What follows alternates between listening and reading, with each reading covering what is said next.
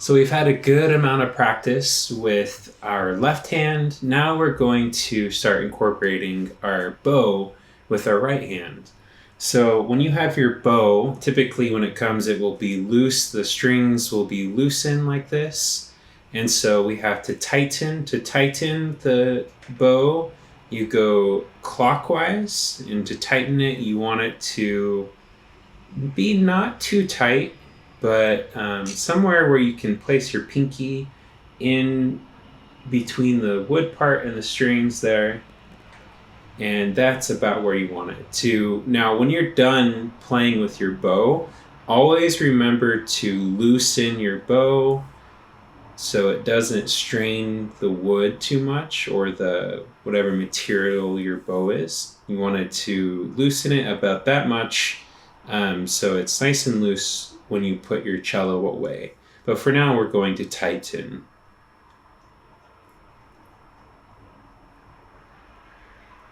Now, we're going to go over bow hold.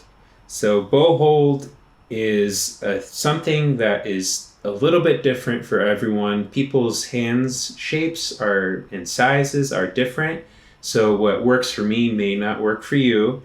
And so this is just a guide, and I'm going to give you some key elements to keep in mind as you're learning and positioning your hand. While you're practicing this, you can hold the bow with your left hand like this and start kind of experimenting with this bow hold. Now I'm going to give you a couple different camera angles on my bow hold to show you how I hold mine. But one thing that is important is that your index finger is kind of angled towards the tip of the bow. So this is the tip of the bow, and this is the frog of the bow. And so we're angling our finger towards the tip because we're going to put the weight of our arm through that first finger. Now this is where most of the strength of your arm kind of travels through your arm and into your index finger. So this is why it's kind of engaged like that. And these fingers are just kind of balanced over this, kind of draped over your frog here. And these just kind of help balance. One exercise that we'll be doing eventually is drawing the bow and kind of finding the balance without these fingers to really feel how the strength of your arm is kind of traveling through your index finger. But for now, we're going to practice draping these over. So our index finger is engaged. Our thumb is kind of bent a little bit and not hyperextended like this, but kind of bent over and kind of placed in between this area here. So that's kind of the basics of how to hold the bow. And it's going to change as you play and kind of adjust and really finding what works for you. But for now, we're just going to practice holding the bow like this. As you're finding that bow hold, set your bow down here. And we're going to set the tip of our bow on, let's say, the G string. And we're just going to hold it with our left hand the best we can and hold it here. And we're going to get a sense of drawing the bow, what it feels like to draw the bow. So we're going to hold tightly with our left hand and let it balance like this. And we're going to take our bow hold and pretend like this is your frog here and bring it towards your left hand. And I want you to kind of, as you're kind of holding this bow hold, kind of glide your hand along this bow like this. Do it again here. So starting from the tip and just kind of gliding along the wood part of the bow. So what we're doing here is we're getting a sense, and let's go back towards the tip now. We're getting a sense of this motion of what it feels like to draw the bow. One thing that I want you to do is notice your shoulder, and if there's a lot of tension there, We don't want to have our shoulder tense. We don't want to lift our shoulder. We want to let it kind of sit and relax, but have enough of a bend in our elbow to be able to draw like that. So we're just kind of getting this motion, practicing this motion, what it feels like. Maybe you want to try going on the D string now. Now you notice my shoulder does have to lift a little bit more, but I'm not lifting it too much. I'm not tensing it up. I'm still letting it droop, but your arm is going to have to lift a little bit. So I want you to practice. Now we're setting the tip of the bow on the D string. We're holding with our left hand and kind of practicing this motion. Do that a couple times. Remember, where is that tension? Where do you have tension? Pay attention to that and really try to release that tension. Now we're going to go to the A string. This one, even more, your arm has to lift. So really pay attention to where that tension is and try to release that tension as you practice this motion.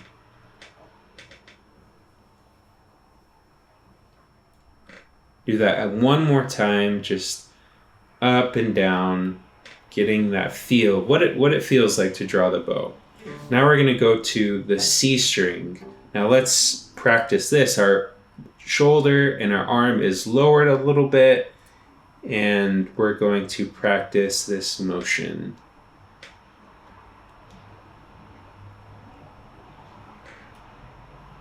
One more time, up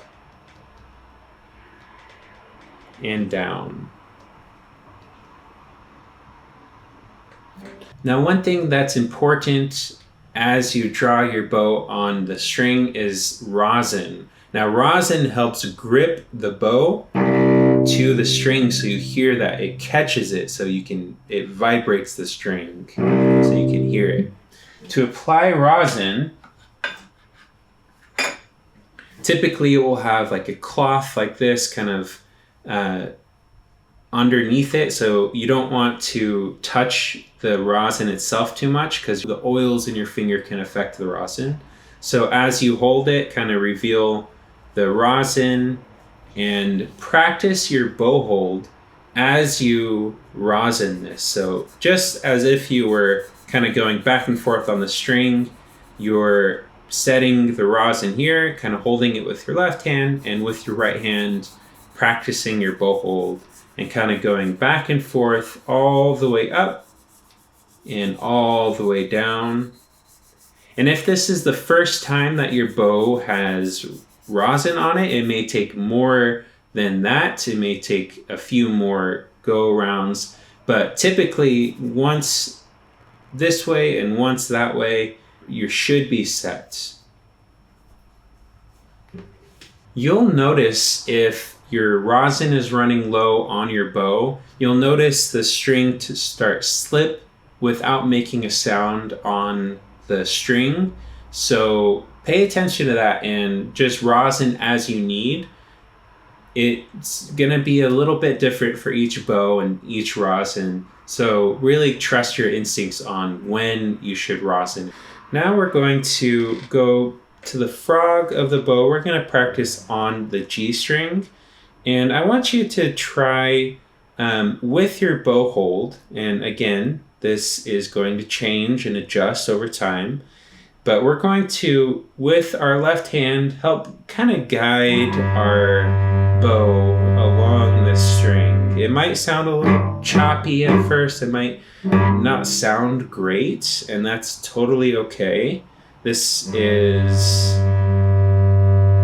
just getting the feel for this, and we're just kind of helping along, kind of guiding the bow along.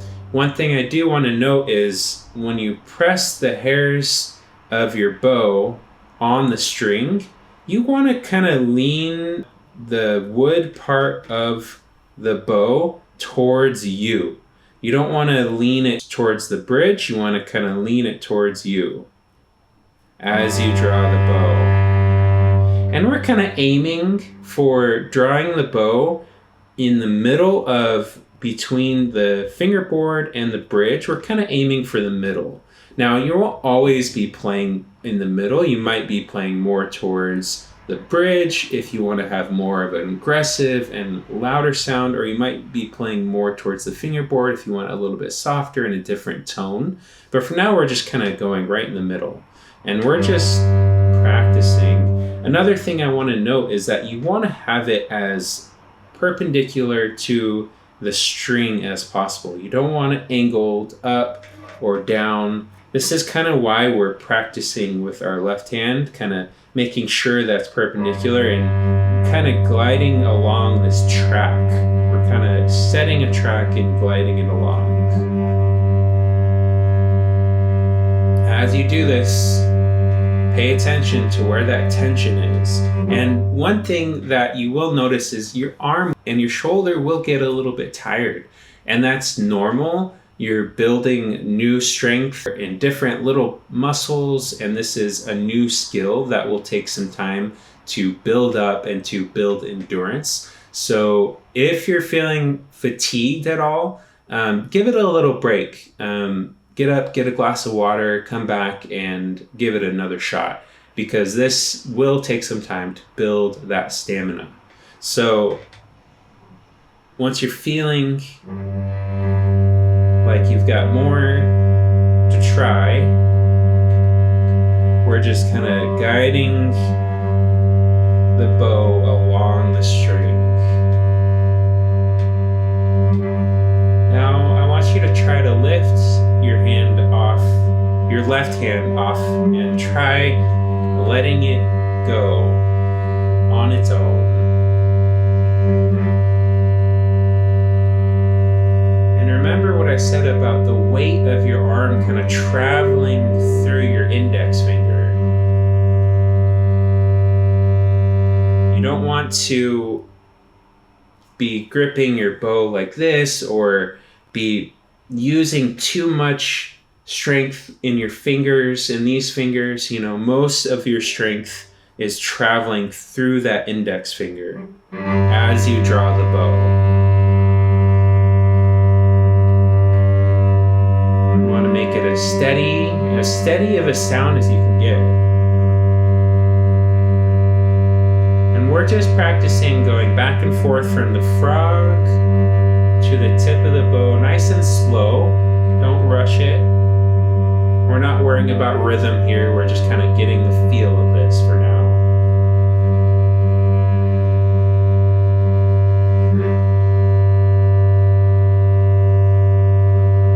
So continue practicing that. We're practicing on the G string for now.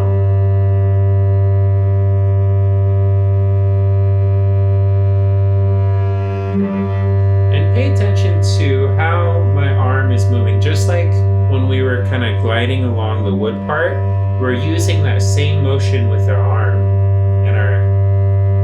in the bend in our elbow.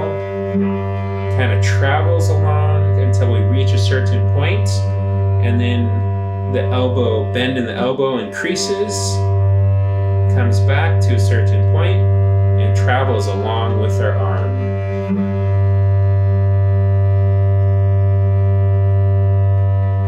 Now this is a pretty unique motion. You don't really do this day to day, so this is gonna feel awkward and strange, and it may make it sound weird and not great.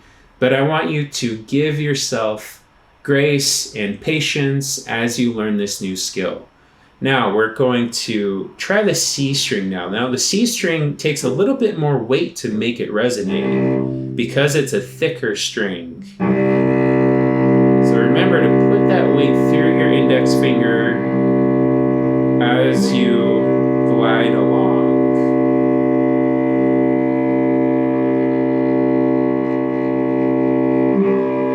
Take a moment to watch my shoulder and my arm and try to mimic that as best as you can.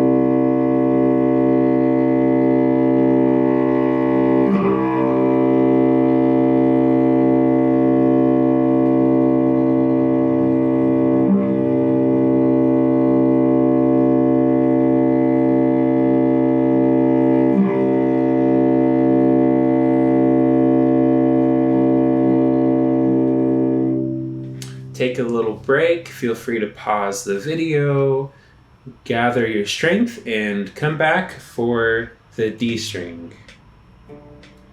Now, let's try the D string. You might find it's a little wobbly. You might find the sound broken up and scratchy.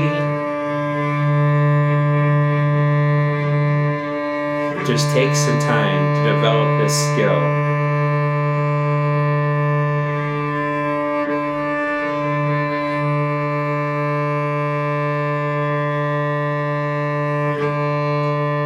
Pay attention to any tension you have in your arm and your shoulder.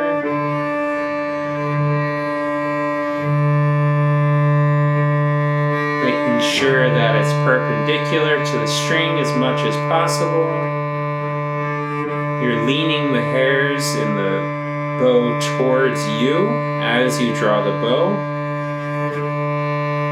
We're aiming for the middle part for now. Just going, taking our time, nice and slow, full bows from the frog to the tip. From the tip to the frog.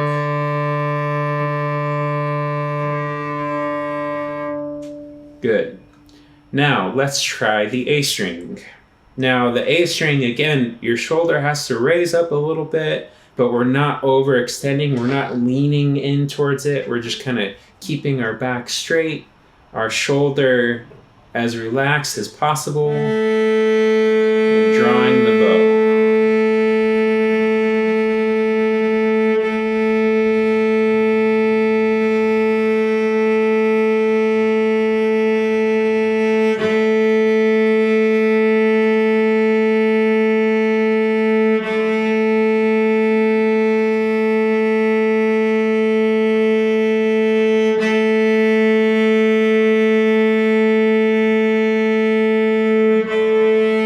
Taking our time.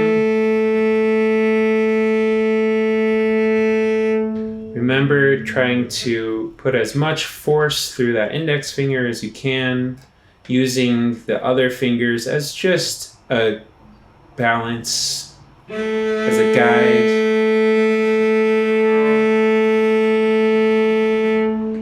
Remember not to overextend your thumb, and making sure that that's fairly relaxed and just kind of set in place. It's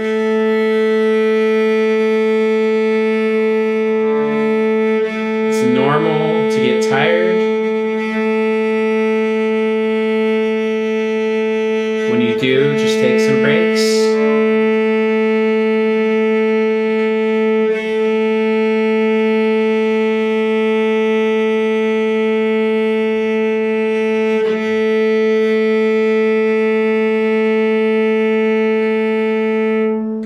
Good.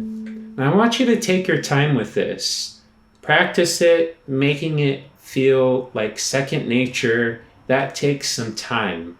So when you're practicing, feel free to play pizzicato to practice with your left hand, and then take your time with getting comfortable with the motion without your left hand for now. We'll incorporate both in the future. But for now, we're just focusing on getting as a clear of a sound as possible without angling down or up or putting too much grip in it. You want it to have it nice and relaxed, your shoulder relaxed as you practice this. One thing that you can practice once you feeling comfortable with each string is practicing switching from string to string. So as you play, you may go down. This is a down bow when you're going down. And then maybe on the up bow, you want to switch strings and see how that feels.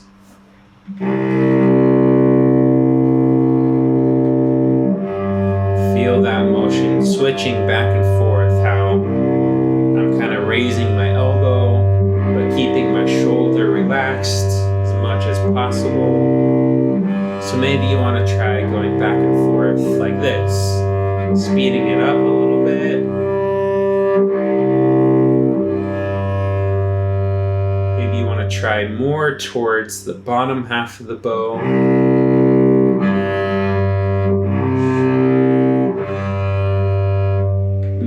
towards the tip of the bow.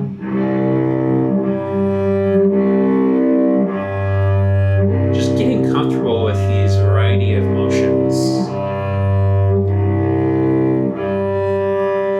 Now let's try going from the G string to the D string.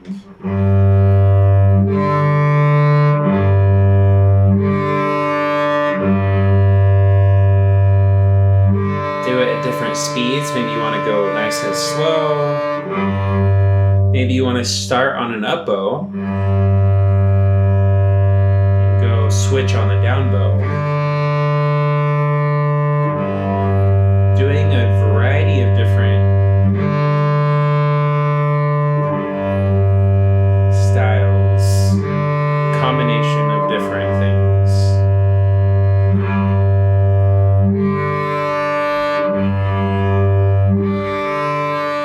Let's go now to the D string, switching to the A string.